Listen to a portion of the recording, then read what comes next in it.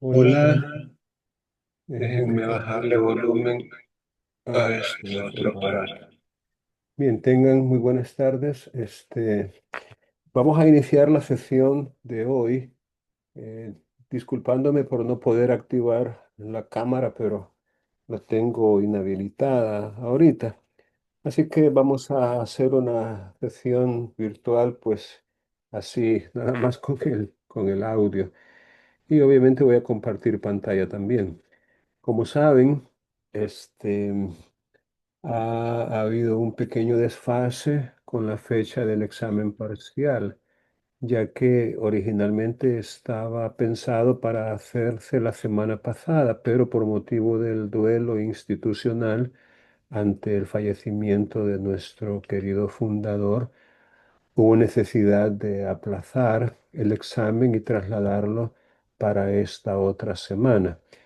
Entonces, en vista de que estamos a las puertas de un examen parcial, siempre se nos pide que en la sesión de esa semana hagamos una especie de retroalimentación, contestar algunas preguntas, resolver algunas inquietudes y en todo caso ayudarles en la preparación de ese examen. Así que si ustedes tienen alguna inquietud, alguna pregunta, algo que no han podido comprender plenamente y quisieran que se les ampliara, o algún aspecto en particular que quisieran tal vez algunos ejemplos o algo así. Ustedes han estado obviamente estudiando para el examen y es probable que tengan alguna duda, alguna pregunta, alguna inquietud.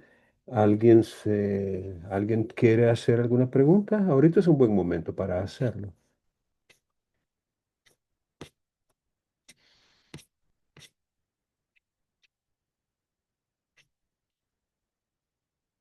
Tenemos 20 participantes en la sesión. No creo que no tengan alguna pregunta alguno de ustedes. Mirna incluso no tiene micrófono. Ah, no, ahora sí. No tenía micrófono cuando la estaba viendo. Ahora sí. Este, Miren, les voy a dar un pequeño consejo. Aprovechen cada oportunidad que tengan de estar así con algún profesor. Y no importa en cuál asignatura, puede ser en esta o en alguna otra, para preguntar ustedes. O sea, las preguntas son una forma muy valiosa para aprender o para mejorar tal vez los conceptos que pensamos que hemos aprendido, pero que tal vez haya algo que mejorar en ellos. Los modos de extinguir. Vaya, alguien escribió ahí en el chat si pudiéramos hacer una retroalimentación sobre los modos de extinguir la obligación y su clasificación. Con mucho gusto, Jerry, con mucho gusto. Voy a compartir pantalla para mostrarles en el Código Civil el, digamos, las disposiciones que hablan sobre eso. Vamos a ver, Código Civil. Vamos a usar. Mm, mm, Vaya. Am, Antes quisiera recordarles que según el artículo 567 del Código Civil, am, espero que ustedes lo recuerden muy bien, hay una relación bastante estrecha entre dos conceptos jurídicos, el concepto obligación y el concepto derecho personal. Eso es más que evidente a partir de la definición que el Código Civil da en este artículo 567 de los derechos personales. Dice que los derechos personales, que por cierto también se llaman créditos, son, dice, los que solo pueden reclamarse de ciertas personas. Por eso el legislador le llama derecho personal porque solo se puede reclamar de personas concretas, de personas específicas, de personas ciertas, de personas determinadas, que, como lo sigue diciendo el artículo, por un hecho suyo, es decir, por una manifestación ah, de su voluntad, es decir, por un hecho que esa persona hizo, ya sea consciente o inconscientemente, es decir, ya sea con la intención de producir o de crear esa obligación o sin esa intención. Eso no es relevante, eso no importa. Al final de cuentas, igual va a resultar obligada siempre y cuando haya habido una intervención de esa persona con su voluntad, entendiendo por voluntad el querer, es decir, el haber actuado, digamos, de manera concreta, haber ejercido alguna actividad que incluso a veces podría ser hasta una omisión. Recuerden por vía de ejemplo aquella famosa clasificación de los delitos en delitos de acción y de omisión. A veces se comete delito actuando y a veces se comete delito no actuando, cuando se tiene el deber jurídico de obrar, por ejemplo. Aquel que pudiendo salvar a una persona y estando con el deber de hacerlo, no lo hace, y la persona fallece, por ejemplo, o sufre algún menoscabo en su integridad física, la persona responde como que si lo hubiera causado el hecho final. Bueno, el punto aquí es de que una de las fuentes, según este artículo, de las obligaciones o de los derechos personales es precisamente el hecho voluntario de el obligado, de el deudor. O la otra fuente que se menciona aquí es la ley, cuando dice o por disposición de la ley, esas personas, ciertas o determinadas, están sujetas a las obligaciones correlativas. Esta es entonces la palabra que define esa relación que hay entre los conceptos derecho personal y obligación. Son, pues, términos correlativos. Es decir, no podemos decir que hay una obligación o reconocer la existencia de una obligación si no reconocemos al mismo tiempo la existencia de un derecho personal, porque el derecho personal es el que corresponde a la obligación. A todo derecho personal corresponde una obligación y viceversa. A toda obligación corresponde un derecho personal. Todo deudor lo es porque hay un acreedor. Frente a él, esto es en forma figurada, hay un acreedor con la facultad de reclamarle el cumplimiento de la obligación. Por eso es deudor, porque tiene una obligación. Pero no puede haber obligación si no hay al mismo tiempo un derecho personal. Es decir, no puede haber deudor si no hay un acreedor y viceversa, no puede haber acreedor si no hay un deudor. Esos son, repito, términos correlativos. Es como hablar de profesor y alumno. O sea, no puede haber un profesor si no hay un alumno. Y tampoco puede haber un alumno si no hay un profesor. Es como hablar de padre e hijo. No puede haber un padre a menos que haya un hijo, porque es el hijo el que le da ese rol o ese apelativo de ser padre. Y viceversa, no puede haber un hijo si no hay un padre, porque es el padre el que le da ese rol de ser hijo, hijo de un padre o padre de un hijo. Entonces, deudor de un acreedor o acreedor de un deudor son, pues, términos correlativos. Entonces, cuando hablamos entonces de la extinción de las obligaciones, los modos de extinguirse, es lo mismo que decir los modos de extinguirse los derechos personales. Y es que, tratándose de derechos personales, o de su correlativo obligación, podemos decir lo mismo que decimos con respecto a los seres vivos. No sé si ustedes recuerdan allá en las clases de sociales, en la escuela, en el bachillerato, que se dice que los seres vivos pasan por un ciclo que incluye el nacer, el crecer, el reproducirse y a ver cuál es el último de ese ciclo. Los seres vivos se dice nacemos, crecemos Nacen, crecen, se multiplican y mueren. y mueren, correcto. El último término, gracias, es se mueren. Entonces, algo parecido podemos decir de las obligaciones o de los derechos personales, que como ya les dije, es lo mismo, es decir, son las dos caras de una misma moneda. Es decir, decir derecho personal es decir una de las dos caras de una misma moneda, ya que la otra cara es la obligación. A veces siento que soy muy insistente en eso, pero me gusta que quede bien claro. Entonces, así como los seres vivos nacemos, crecemos, nos reproducimos y finalmente morimos, igual podemos decirlo de un derecho personal o de una obligación. Es decir, las obligaciones o los derechos personales nacen, es decir, se crean, se originan, se producen, se causan las obligaciones, pero también pueden, digámoslo así, y aquí viene lo que podemos decir de las obligaciones, una obligación puede ser modificada, o sea, un derecho personal. Una obligación puede ser conservada o mantenida tal cual, conservada.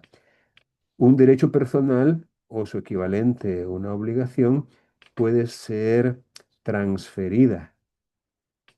Una obligación o un derecho personal puede ser transmitido y finalmente una obligación o un derecho personal puede ser terminado o extinguido. Vamos a ver, yo creo que son seis estos que la doctrina le llama consecuencias de derecho o efectos de derecho o efectos jurídicos. Vamos a ver si los recuerdo bien. La creación, la modificación, la conservación, la transferencia, la transmisión y la extinción de un derecho. Fíjense bien que son seis. Los vamos a anotar porque así a lo mejor ustedes haya más posibilidad de que los recuerden. Tenemos entonces esta frase. Con respecto a un derecho personal, o sea, a una obligación, ¿ya? Podemos decir que, vamos a ver, uno, nacen, dos, se modifican, tres, se conservan, cuatro, se transfieren, cinco, se transmiten y sexto, se extinguen.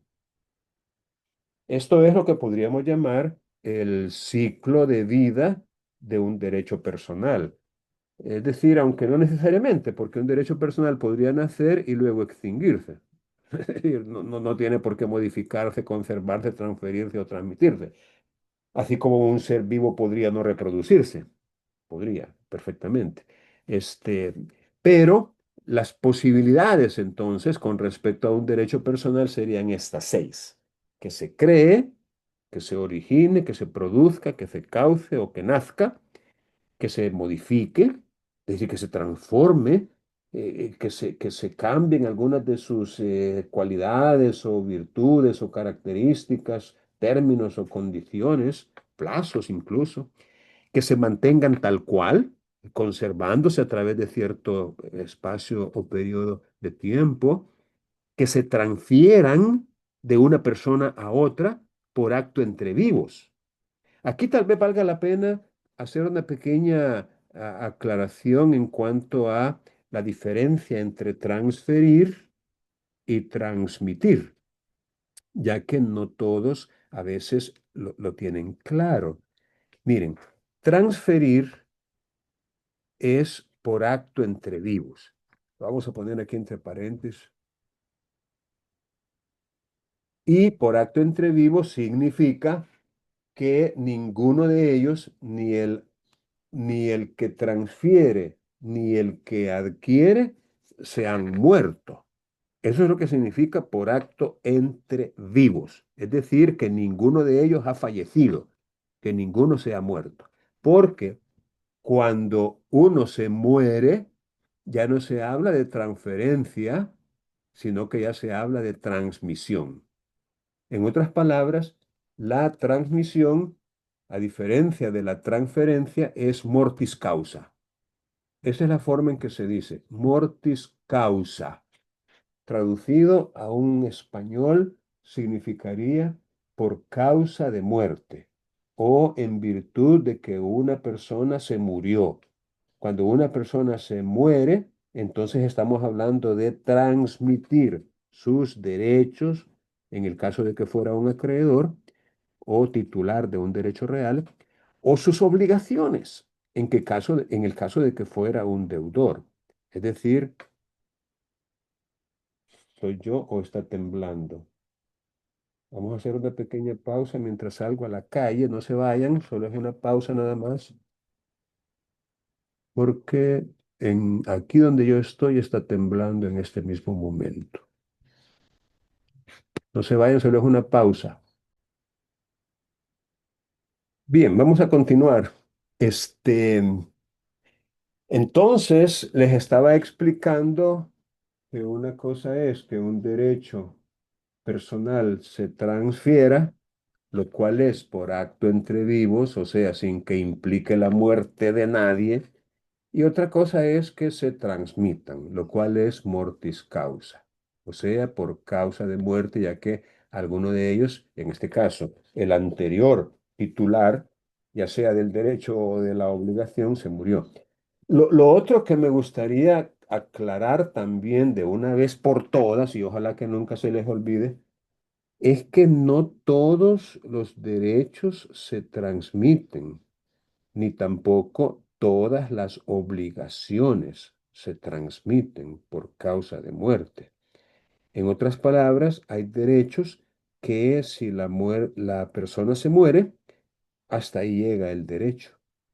Esos son los llamados derechos personalísimos.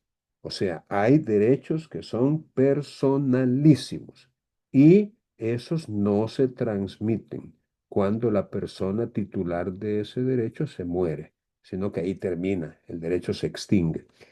E igual hay obligaciones que no se transmiten por causa de muerte. Si el deudor de esa obligación fallece, allí termina la obligación.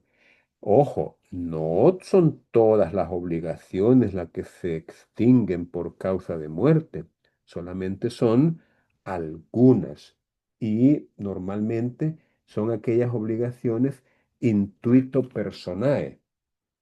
Vamos a poner aquí una especie de nota. Las obligaciones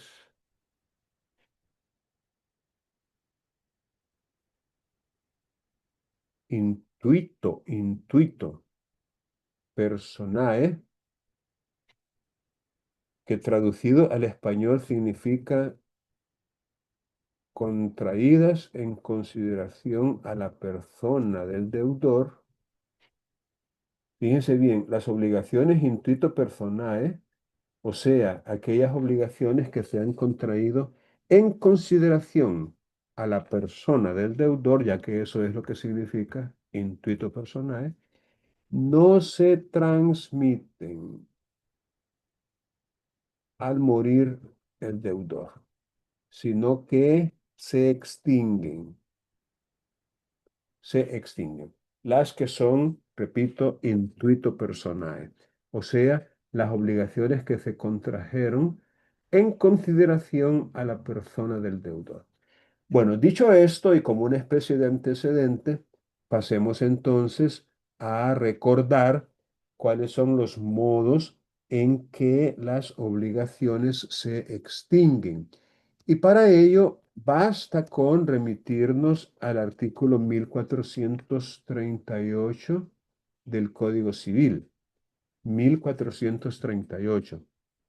Y, ah, por supuesto, hay todo un articulado, hay toda una serie de disposiciones legales que desarrollan cada uno de estos modos. Y realmente no lo vamos a repetir. Hay una sesión virtual, creo, en donde se desarrolló una explicación más a fondo y tendrían que remitirse a ella. Pero de momento, recordar que de acuerdo con el artículo 1438, en el inciso primero, en el inciso número uno, que es el primer párrafo que aparece aquí, toda obligación, dice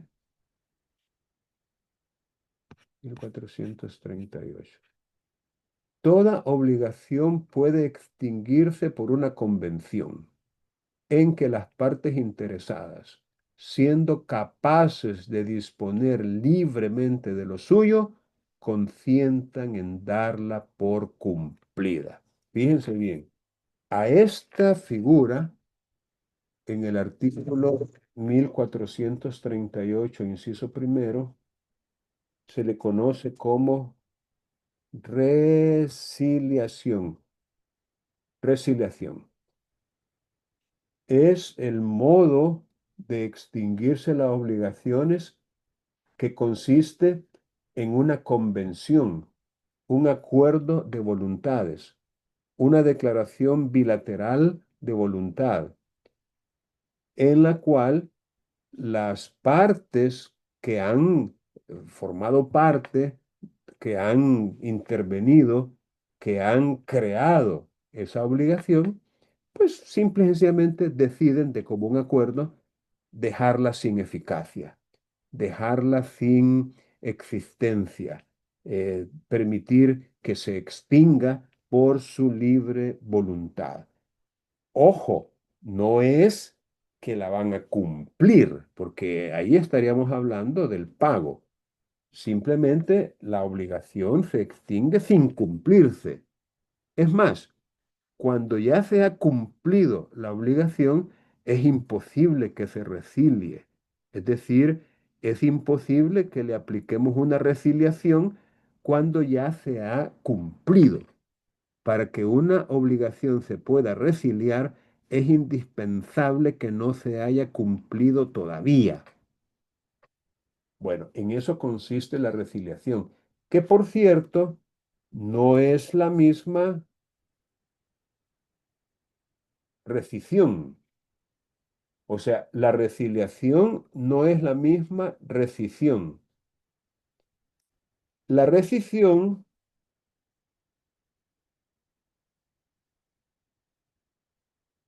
es la nulidad relativa o el efecto de una nulidad relativa. En otras palabras, de repente podríamos encontrarnos con una obligación que adolece de un defecto, de un vicio que la hace inválida, la hace ineficaz, la convierte en nula. Eso sí, la nulidad tendría que ser declarada por un tribunal competente, porque mientras no se declare judicialmente la nulidad, pues no podemos decir que sea nula. O sea, la nulidad relativa no es automática, no opera de pleno derecho, sino que tiene que ser declarada, la rescisión. Y tiene, por supuesto, sus propias causales, que son diferentes a las causales de la nulidad absoluta. Sus causales, vamos a poner aquí, son diferentes de la nulidad absoluta. O sea, la nulidad se divide en absoluta y en relativa. Si ustedes quieren a profundizar un poquito en cuanto a esta temática de la nulidad, váyanse a los artículos 1551 y siguientes del mismo Código Civil. Allí ustedes van a aprender un poquito más acerca de la nulidad, sus diferentes clases, cómo invocarla o cómo denunciarla, el tiempo que tienen para hacerlo, porque en el caso de la rescisión únicamente se cuenta con 4 años para reclamarla o para pedirla, digámoslo así, pedirla. Pero la nulidad absoluta es así, cuenta con un periodo de tiempo muchísimo mayor, ya que son 30 años para que se, digamos, para que se, ¿cómo ponerlo? 30 años para que se subsane, le vamos a poner. La verdad es que no es que se subsane, sino que para que no pueda invocarse. Es un plazo en el cual, si uno llega después de pasados 30 años a pedir una nulidad absoluta, el interesado en la validez de esa obligación puede pedir que se declare prescrita la acción de nulidad. Ahí estamos hablando de la prescripción de la acción de nulidad, que es un término procesal en este caso y que impediría que se pudiera, digamos, darle trámite a una demanda de nulidad absoluta cuando se ha invocado la prescripción de esa acción de nulidad, porque ya pasaron 30 años o más. Así que si ustedes tienen conocimiento de una nulidad absoluta, no dejen pasar tanto tiempo para poderla reclamar. Bien, luego sigue diciendo el artículo 1438 que las obligaciones, aparte de la resiliación, se extinguen, y fíjense bien, en todo o en parte, como quien dice que la extinción de una obligación no necesariamente tiene que ser total o plena o toda la obligación la que se extinga, ya que según este artículo también se podría extinguir en parte. Y aquí nos menciona nueve, nueve modos de extinguirse: el pago, la novación, la remisión, llamada también condonación o perdón, la compensación, la confusión, la pérdida de la cosa que se debe o cualquier otro acontecimiento que haga imposible el cumplimiento de la obligación. La declaración de nulidad, en este caso sería la absoluta, o por la rescisión, que sería la relativa, por el evento de la condición resolutoria y por la declaratoria de la prescripción. Aquí estamos hablando de la prescripción de una obligación. O sea, una obligación podría prescribir cuando se dan, digámoslo así, los parámetros o las condiciones o los requisitos, si le queremos llamar así, de la prescripción. Para ello, y ya que también la compañera en su pregunta hablaba de la clasificación de las obligaciones, creo que sería oportuno remitirnos aquí cerquita al 1341 del Código Civil siempre. Dense cuenta que tal vez el código más relevante dentro de esta asignatura, por supuesto, es el Código Civil, ¿no? Ya que es el que desarrolla de manera muy completa el tema de la teoría general de las obligaciones y de los contratos y de las otras fuentes de obligaciones como los cuasicontratos, eh, las faltas, la ley, los delitos. Bueno, según el artículo 1341, las obligaciones pueden ser civiles o pueden ser meramente naturales. Fíjense cómo le llama el legislador. Civiles a algunas y meramente naturales a las otras. Nosotros les llamamos abreviadamente simplemente naturales, obligaciones naturales. Pero el código estoy viendo que le llama meramente naturales. Ok, ¿cuándo una obligación es civil y cuándo es natural?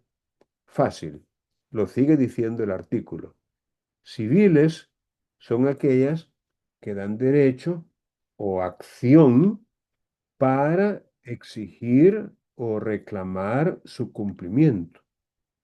Este es, digamos, la obligación tal cual la hemos aprendido, al dar su concepto, al dar sus elementos, al dar sus características, al dar sus fuentes. Ese es el concepto que hemos aprendido. Obligación es la obligación civil. Solo que no es necesario anteponerle, no. No es necesario ponerle a continuación el término civil. Si decimos obligación así a secas, estamos hablando de una obligación civil. No es necesario decir civil a continuación del término obligación. Basta con que digamos obligación para entender que nos estamos refiriendo a las obligaciones civiles. Ahora, si nos queremos referir a una obligación natural, ahí sí. Ahí sí tendríamos que especificar que estamos refiriéndonos a una obligación natural. Ok. Dice el mismo artículo que las naturales no confieren derecho para exigir su cumplimiento. A diferencia de las civiles, que dan derecho para exigir su cumplimiento, las naturales no. Las naturales no confieren derecho para exigir su cumplimiento. Bueno, eso significa que si usted es acreedor de una obligación natural, híjole, mano, no puede demandar el cumplimiento, no puede reclamarlo, no puede pretender judicialmente que su deudor le cumpla. Es una obligación natural y carece o no tiene ese elemento característico de la obligación civil, como lo es la facultad de reclamar o de exigir ante un juez competente que el deudor cumpla con esa obligación. Bueno, usted se estará preguntando, bueno, y entonces, ¿cuál es el chiste o cuál es la gracia, cuál es el mérito o la razón de ser de las obligaciones naturales? Bueno, aquí tendríamos que entrar a un tema que creo que ya lo hemos comentado previamente y vale la pena que hagamos esa digresión. Nos venimos al artículo 2035 que comienza este tema de los cuasicontratos. El artículo, repito, 2035. Y uno de los cuasicontratos que se regulan aquí es el llamado pago de lo no debido. Vamos a hacer una referencia al pago de lo no debido para poder comprender la razón de ser, el chiste, la gracia, el mérito de las obligaciones naturales.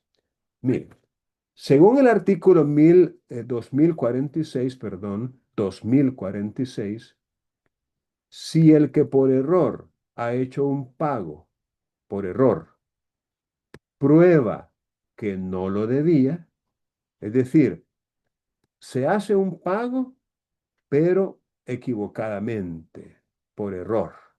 Entonces, según este artículo, si usted hace un pago por error y logra probar que no tenía por qué hacer ese pago, tiene derecho, dice, para repetir lo pagado. Tiene derecho, repito, para repetir lo que pagó. Ojo, repetir significa para que se le regrese, para que se le devuelva, para que se le reembolse lo que pagó. Eso es lo que significa la palabra repetir, para reclamar válidamente que se le devuelva. Mira, Juan, yo te pagué $500 y pensé que te los debía, pero no es cierto, no te los debía, así que devolvémelos. En ese sentido, Juan, a quien usted le hizo el pago, queda obligado en virtud de este cuasi contrato del pago de lo no debido a devolverle lo que usted le pagó indebidamente. Bueno, dicho eso, volvamos al 1431, perdón, 1341. Tiene los mismos números, 1341, y dice que las obligaciones naturales, estoy leyendo el 1341, no confieren derecho, no confieren derecho para exigir su cumplimiento, pero cumplidas, como quien dice, si el deudor de una obligación natural la cumple, la paga voluntariamente, el que recibió el pago queda autorizado para retener lo que se ha dado o pagado en razón de ellas. Entonces, el chiste o la gracia de una obligación natural es que si se cumple por parte del deudor una obligación natural, ojo, no es que se le haya exigido, porque el acreedor no la puede exigir, no la puede reclamar. Pero, y aquí vienen los autores y explican, si en un acto de moralidad, si en un acto de conciencia, porque el deudor en el fondo de su corazón sabe que debe, entonces, si con esa conciencia de que él sabe que debe, paga, ok, entonces el pago queda bien hecho. El pago no queda como un pago de lo no debido. Espero estarme explicando. Ese pago que se hizo de una obligación natural no es, no entra en la categoría de un pago de lo no debido. No, no, no, no. Ese es un pago de lo debido. Ahí hay pago de lo debido. Y por ende, el que hizo el pago, eh, al darse cuenta de que no había derecho para exigir su cumplimiento, pero él lo cumplió y luego arrepentido pretende que se le reintegre, como en el caso del pago de lo no debido, pero si en este caso de la obligación natural, él pretende que se le repita, que se le devuelva, que se le reembolse, que se le reintegre lo que pagó, no, no lo va a lograr, precisamente porque lo que pagó fue una obligación natural. Y la obligación natural, si bien es cierto, no da derecho, no da derecho para exigir su cumplimiento, una vez cumplida voluntariamente, autoriza para que el que recibió ese pago lo pueda retener y no tiene por qué devolverlo. Y aquí nos da los, lo que podemos llamar ejemplos de obligaciones naturales, que por cierto, a pesar de la expresión de la ley cuando dice tales son, como queriendo decir que son estas y que no hay más, los autores discuten si en realidad es taxativa esta enumeración. Y algunos han llegado a la conclusión de que a pesar de lo que dice esta parte, tales son, como queriendo decir, las obligaciones naturales son estas y no hay más, en verdad podemos encontrar otras. Primero, las contraídas por personas que, teniendo suficiente juicio y discernimiento, son, sin embargo, incapaces de obligarse según las leyes. De repente, podemos encontrarnos con algunas personas que adolecen de incapacidad relativa. Incapacidad relativa. Ojo, aquí no estamos hablando de la incapacidad absoluta, porque las personas que son incapaces absolutas, esas no pueden contraer ningún tipo de obligación, ni siquiera naturales, ni siquiera naturales. Repasemos quiénes son las personas absolutamente incapaces. Creo que está en el 1318 del mismo Código Civil, 1318. Son absolutamente incapaces. Esto hay que tenerlo muy en cuenta, muy en mente. El 1318. Son absolutamente incapaces, y aquí está, los dementes. Yo les explicaba en clase a ustedes que este término ya no debemos utilizarlo. Aunque ahí está en el Código Civil, es culpa del legislador que no actualiza. Pero ahora el término que debemos utilizar es enfermo mental. Es decir, algunos le llaman también capacidades especiales o discapacidad, porque incluso el término incapaz no deja de ser también un poco fuerte, ¿no? Un poco peyorativo, un poco discriminador. Pero bueno, el término adecuado, obviamente, no es demente. En eso sí estamos de acuerdo, no es demente. Pero se trata de una persona que en el momento de contraer la obligación no tenía pleno conocimiento, no tenía plena conciencia. Podemos decir que su voluntad estaba viciada o estaba eh, no completa, su querer, su saber y entender no era el óptimo, tenía algún tipo de dificultad para comprender sus actos y por ende no podemos decir que haya actuado libremente, que el consentimiento de esta persona exista o que lo haya dado con total y entera libertad. Una persona que tiene una enfermedad mental. Igual, los impúberes son absolutamente incapaces, según este artículo 1318, y los impúberes ya hemos aprendido quiénes son. Eso tiene que ver con la edad física o fisiológica de una persona, la edad biológica. Es decir, una mujer que no ha cumplido 12 años de edad o un varón que no ha cumplido 14.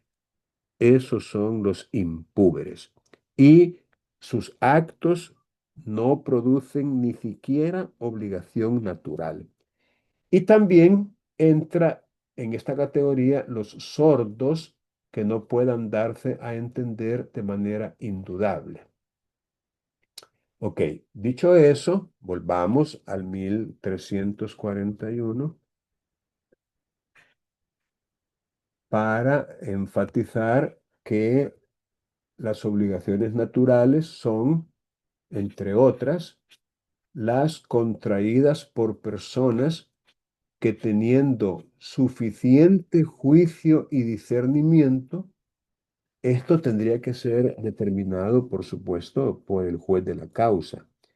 Una vez que se presente ante un tribunal esta situación, ¿no? De que estamos en presencia de una obligación natural, el juez, con el auxilio de especialistas en la materia, podrá determinar si esta persona en particular tenía o no ese suficiente juicio y discernimiento.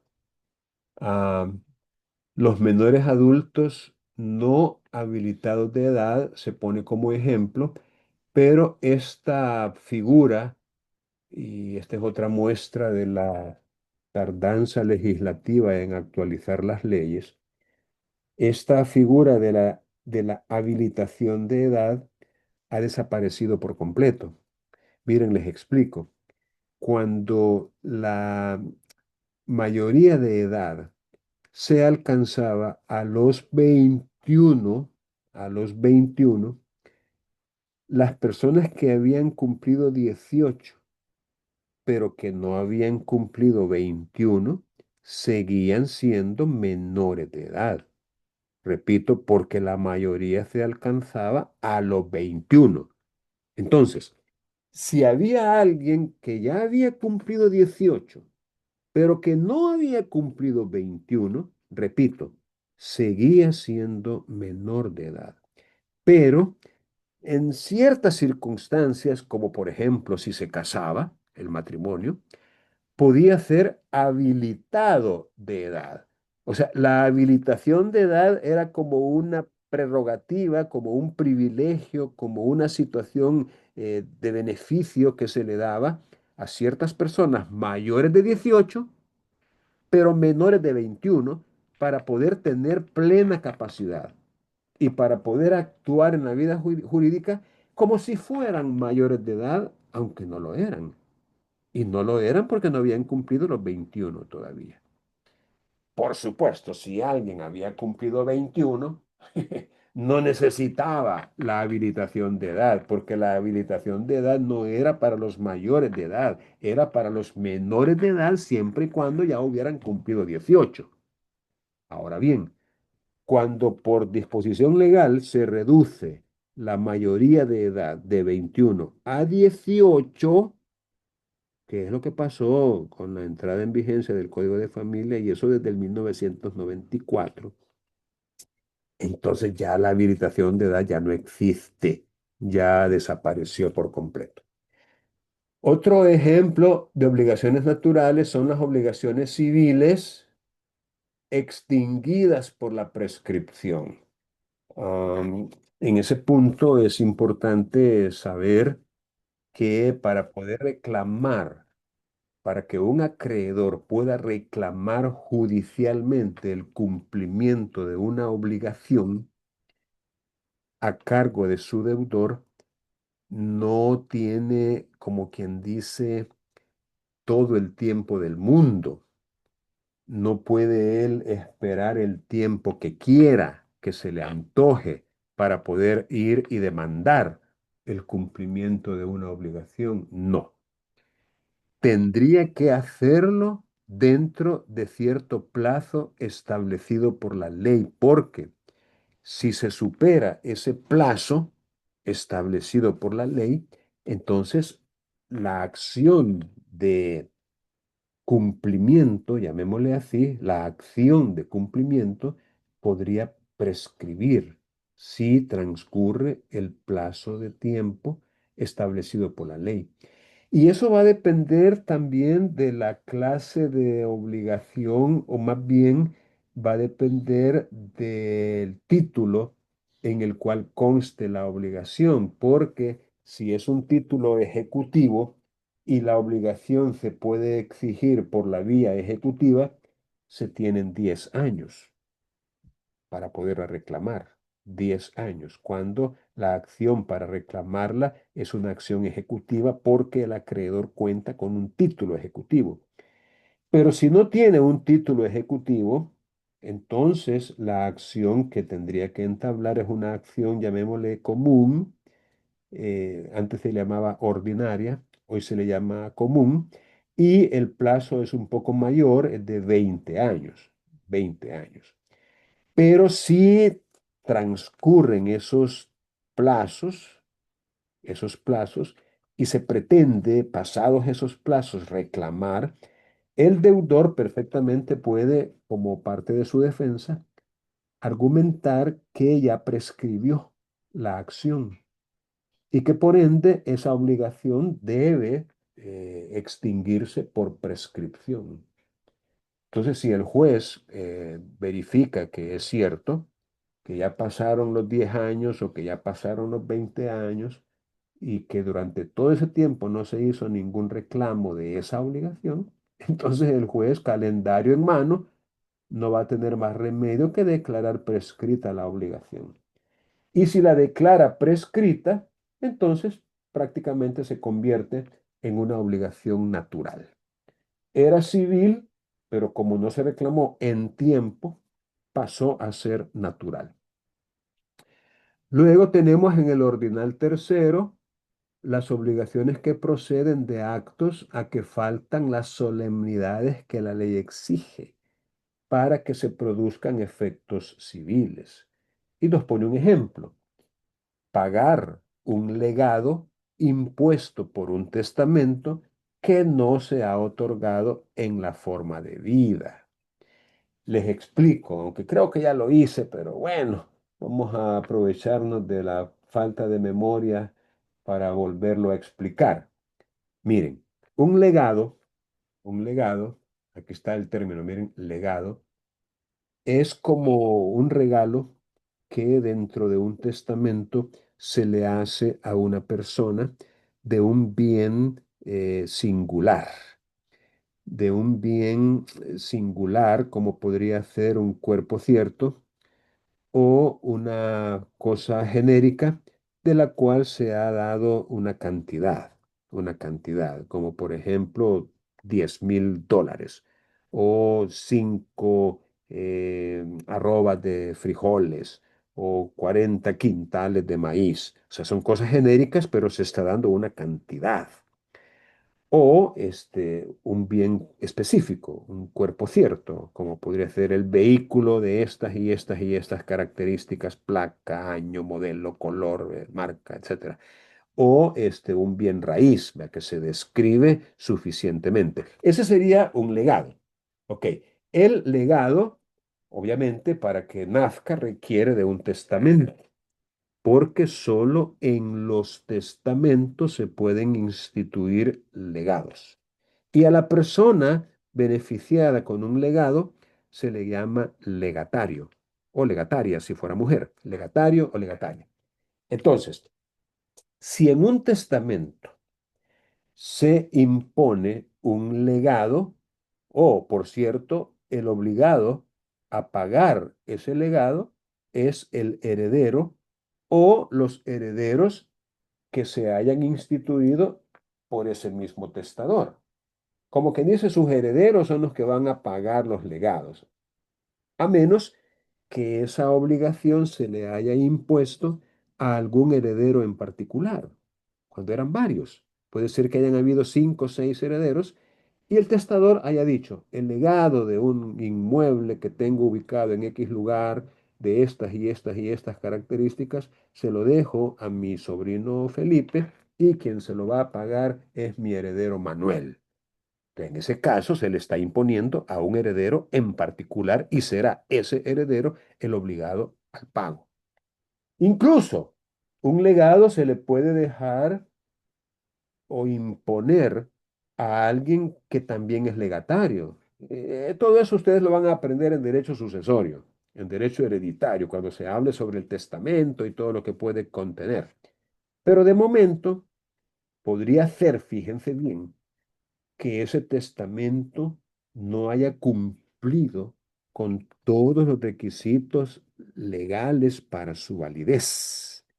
Eso, lamentablemente, también se podría dar, que el notario autorizante de ese testamento, por desconocimiento, por descuido, por imprecisión, no haya observado, no se haya asegurado de que se cumplieran con todos los requisitos establecidos por la ley para la validez de ese testamento. Y resulta, en consecuencia, que el testamento es anulable. Y en efecto, digamos, se anula. Ok, ¿qué pasa entonces con ese legado? Pues queda como una obligación natural. ¿Qué significa eso? Que no se puede exigir su cumplimiento. El legatario, lamentablemente, no podría ir con un juez, presentarle el testamento y decirle: vengo a reclamar este legado porque no me lo quieren pagar. No, pues si es una obligación natural, usted no puede reclamar que se cumpla.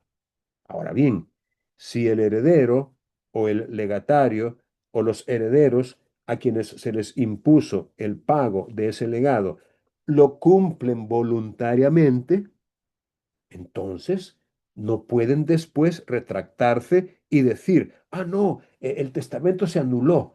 Y como se anuló, el legado no tiene eficacia, así que devuélvenos la propiedad. Tampoco podrían, porque estuvieron cumpliendo una obligación natural. Y la obligación natural, si bien no se puede exigir su cumplimiento, una vez cumplida voluntariamente, autoriza para retener lo que se ha dado o pagado en función de ella. Y finalmente, el ejemplo que se pone en el artículo es las que no han sido reconocidas en juicio por falta de prueba.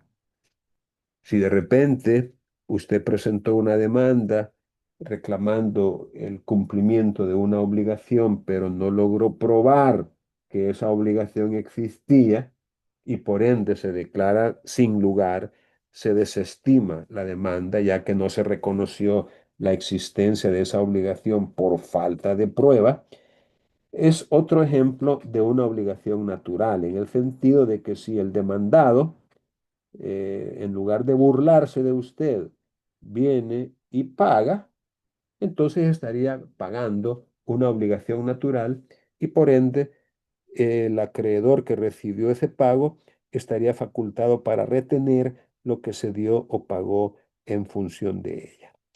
Bueno, vamos a quedarnos hasta acá con este tema y con esa pregunta que hizo su compañera y a ver si alguno de ustedes tiene alguna otra pregunta.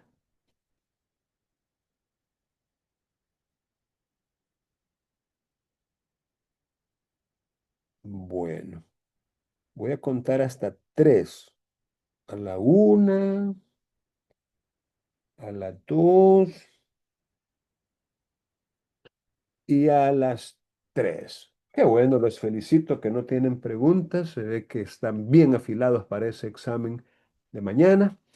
Y vamos entonces a detener la grabación para pasar a asistencia.